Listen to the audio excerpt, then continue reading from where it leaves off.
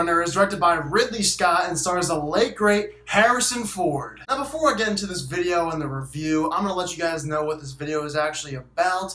First, I'm going to be reviewing Blade Runner from 1982, and then I'm going to give my thoughts on why I think Blade Runner 2049 could potentially be better. I want to let you guys know I'm not a huge Blade Runner fan like so many people out there. I know this movie is extremely popular and there are so many things to examine with the film itself and the deeper meanings, but I'm just not going to go into all of it because I'm just not that big of a Blade Runner fan as it is. So there's just no way I'm going to be able to examine this entire film. Also, for those who have not seen Blade Runner from 1982 yet, this video will have no spoilers, so you're safe here. So in Blade Runner, Harrison Ford plays Rick Deckard, an ex-police officer now turned Blade Runner, who's hired by the Tyrell Corporation to retire, or in other words, kill, 4 replicants who are bioengineered beings. And these replicants have come back to Earth illegally, returning to potentially extend their lifespan. So like I said, Blade Runner has so much to examine between the dialogue and the visuals. I don't know where to even start with this review because there's just so much. But hey, let's start with the visuals and the special effects because these visuals and special effects from 1982 were mind-blowing back in that age. The visuals to this day for Blade Runner still hold up, and that just shows how visually stunning this movie was back in 1982 for audiences. The music here is composed by Vangelis, and the best way for me to describe the score for Blade Runner is that it's rapturous, but at the same time, it's perturbed. So the score here at times make me feel uneasy, but nonetheless, it's innovative and groundbreaking. I love the structure of the Blade Runner story. I thought it was very well thought out by Ridley Scott. This movie is a noir/crime thriller action film, and all of those things meshed together make for one heck of a story. And in the scenes where Harrison Ford is tracking down the replicants, that is when I am most invested. I'm just in the movie, and the direction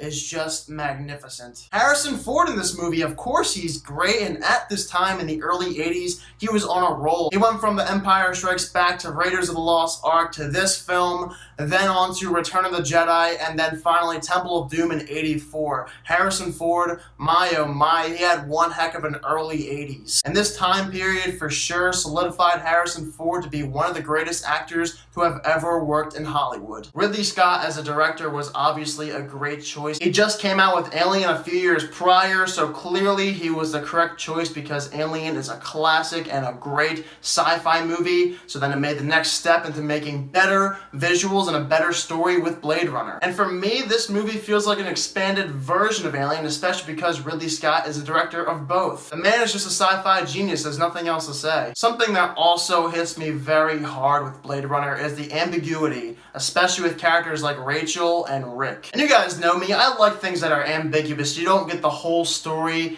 You have to kind of think for yourself. Inception is my favorite movie of all time, so I'm just a huge fan of ambiguous endings, and this movie definitely leaves a cliffhanger, especially with the characters I just mentioned. There was a monologue given by one character in this movie that is looked at to be one of the greatest monologues ever written in Hollywood. And the questions this movie raises are just so well thought out, such as who are we and what makes us human? All these different things make Blade Runner a very deeply layered movie. Now the problem for me with Blade Runner was that I didn't grow up with this movie, obviously. I just saw it actually not that long ago, a couple years ago maybe. So my thoughts going into this one was that maybe it'd be like another Star Wars action-packed, and this movie decides to go more with the themes instead of going the route with the action and adventure factor, which I'm completely fine with, and I can understand where people come from when they say this is the best sci-fi movie of all time.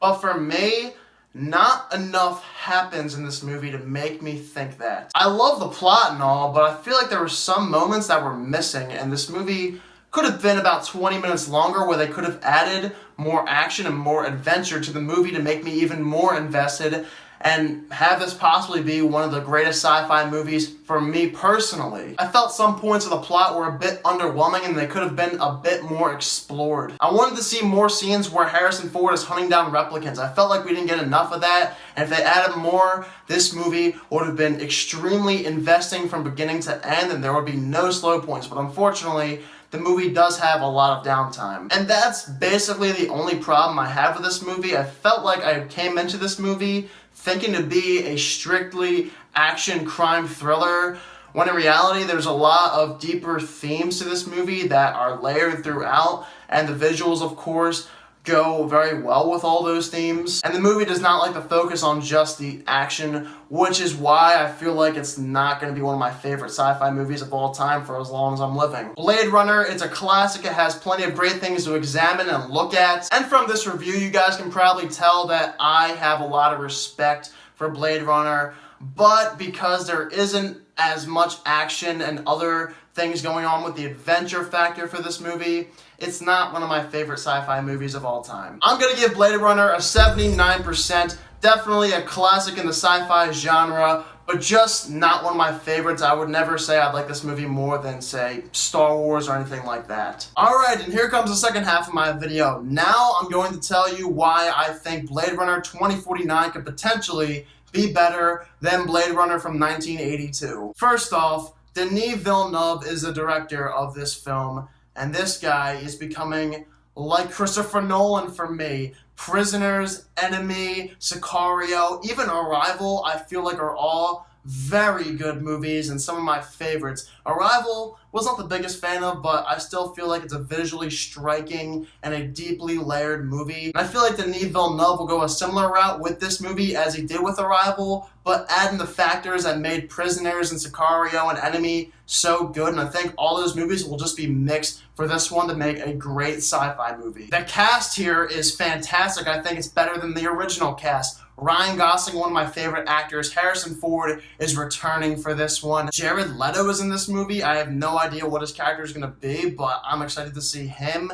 We also have Robin Wright and Dave Bautista, who is a great wrestler and a great actor, especially in Guardians of the Galaxy. So the cast here, I think, is even better than the original. I'll also mention this movie looks visually amazing, just like all of Denis Villeneuve's movies, and expect that with a Blade Runner movie. You can't really expect anything less than a visual masterpiece when you mix Blade Runner with Denis Villeneuve. And by the trailers, this movie just looks action-packed, and I feel like this movie will hit on all the points that the original Blade Runner missed for me, plus this movie is over 2 hours and 40 minutes, which I love because we'll get more time for action and storytelling, and hopefully they land on every single point with this film. The movie, I think, will have a fluid storyline like the original, but I think they'll expand on this one and add more to it. And those are just a couple of reasons why I think Blade Runner 2049 could potentially be better than the original Blade Runner from 1982, at least in my opinion. But let me know down below in the comment section what you guys think